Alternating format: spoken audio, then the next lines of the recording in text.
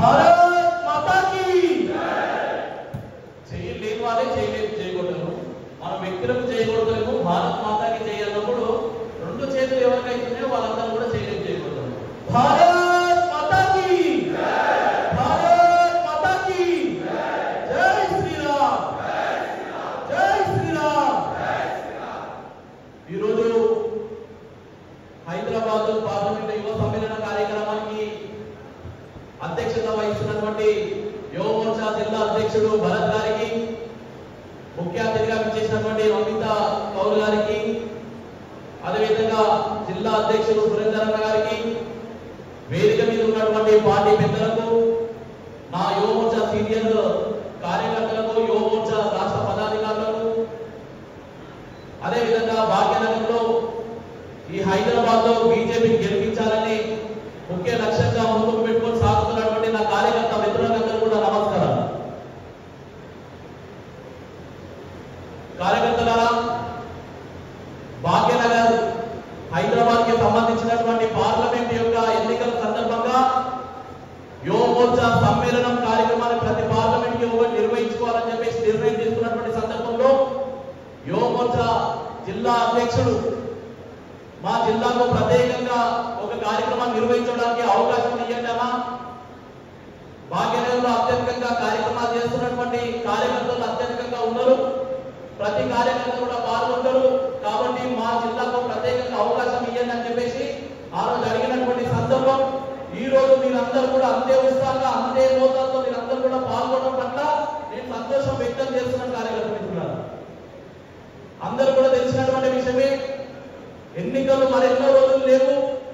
మనమందరం కూడా నరేంద్ర మోడీ గారు ప్రధానమంత్రి కావాలి. మరి ముఖ్యంగా హైదరాబాద్ కి పట్టినటువంటి శని వదలాలి.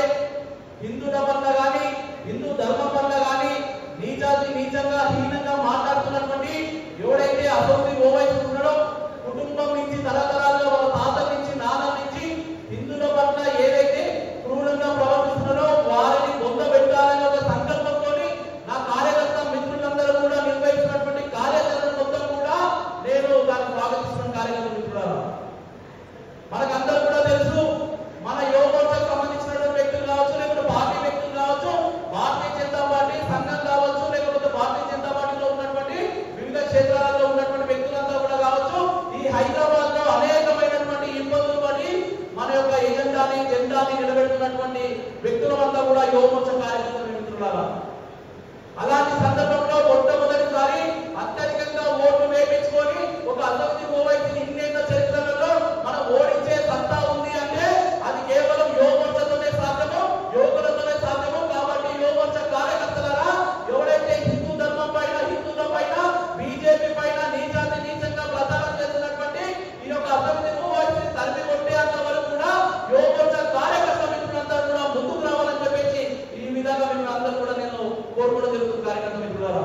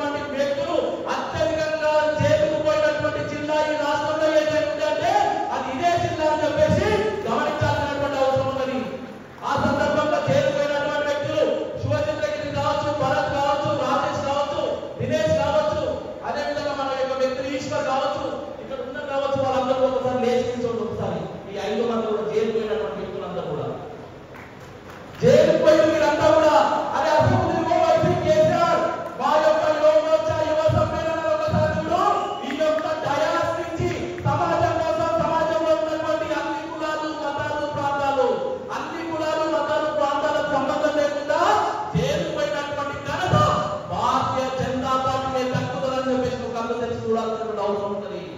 మిత్రులారా, ఇదంతా కూడా చేయకపోయింది కేవలం హిందువుల కోసం మాత్రమే కాదు, కేవలం హిందువుల కోసమే కాదు, భారతదేశంలో ఉన్నటువంటి తెలంగాణలో ఉన్నటువంటి హిందూ ముస్లిం క్రిస్టియన్ జైళ్ళ కోసం మాత్రమే వీళ్ళందరూ కూడా పోయారు.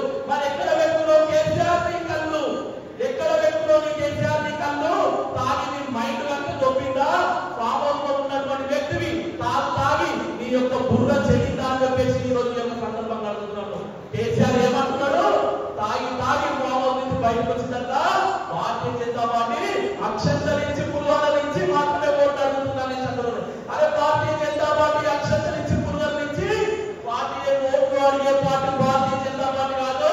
పేద ప్రజల కోసం, మహిళల కోసం, మధువుల కోసం, యువత కోసం, దేశంలో ఉన్నటువంటి ప్రతి పౌరుడికి మంచి మంచి పథకాలు అందాలే, చిట్ట చివరి ఉన్నటువంటి వ్యక్తులకు అందరూ కూడా మంచి ప్రతిఫలాలు రావాలని చెప్పేసి ఉన్నటువంటి పార్టీ ఏకైక పార్టీ భారతీయ జనతా పార్టీ అని చెప్పేసి నువ్వు గుర్తుంచుకోవాల్సినటువంటి అవసరం ఉందని కార్యకర్తలు. మరి ఇంతమంది మన మీద విషయం చిమ్ముతున్నారు. భారతీయ జనతా పార్టీని విచ్చలవిడిగా విడదీయడానికి, విడదీసి పాలించడానికి, భారతీయ జనతా పార్టీ ఓడగొట్టడానికి 3 ప్రధాన పార్టీలు ఏకమైనాయి. 1 Majlis party, 2 Congress party, 3 TRS party.